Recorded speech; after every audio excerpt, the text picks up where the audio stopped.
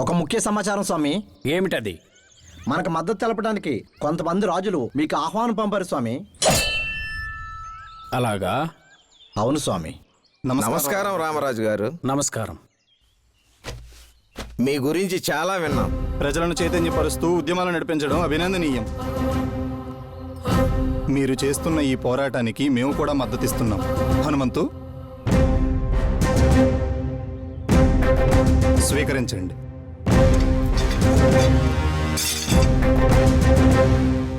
వీటితో పాటు ఉద్యమకారులకు కావాల్సిన ఆహార ధాన్యాలను కూడా పంపిస్తాం.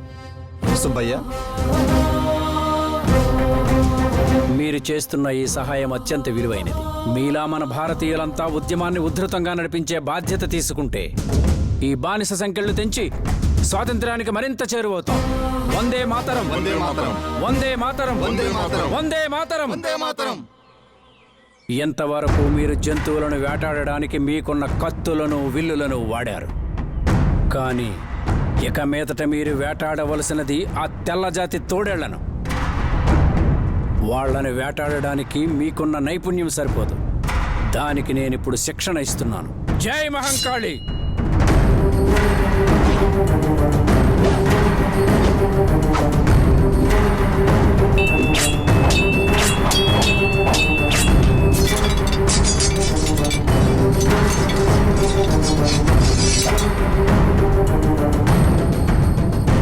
నేటితో మీ శిక్షణ విజయవంతంగా పూర్తయినందుకు సంతోషిస్తున్నాను. ఇక ముందు ఇదే స్ఫూర్తితో మీరు ఆ తెల్ల కుక్కలను తరిమి కొట్టాలి. స్వామి, ఆ అఘాయిత్యాలకు మా ఆడవాళ్ళు బలైపోతున్నారు స్వామి. అలాంటి నీచులను శిక్షించడానికి నేను ఇచ్చే ఆయుధం నేత్రధ్వంసిని. వాళ్ళ 2 కళ్లకు గురి చూసి కొట్టండి. జీవితాంతం అంధకారంలో మగ్గిపోతారు. అదే వాళ్లకు సరైన శిక్ష. తీసుకో.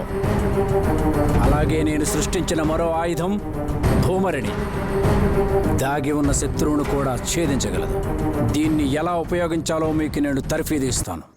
ఈ రోజు జరిగిన దానికి ప్రతీకారం తీర్చుకోవడానికి వాళ్ళు పథకాలు వేస్తూ ఉంటారు.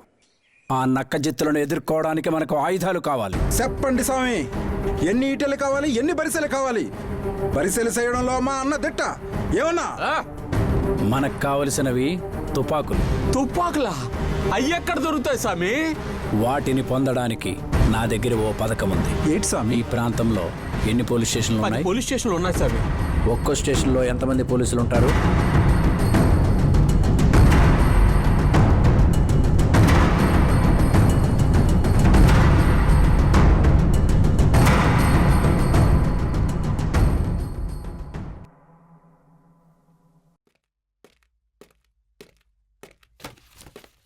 సార్, మీరు అడిగిన ఫైల్. ఇది చౌడిపల్లి కేసు ఫైలే కదా? అవును సార్.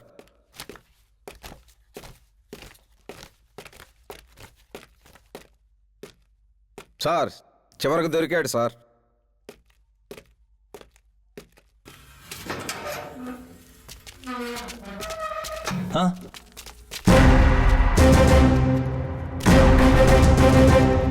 మల్లు, స్వామి, ఆయుధాలని స్వాధీనం చేసుకో. అట్టాగే స్వామి. వీరయ్య,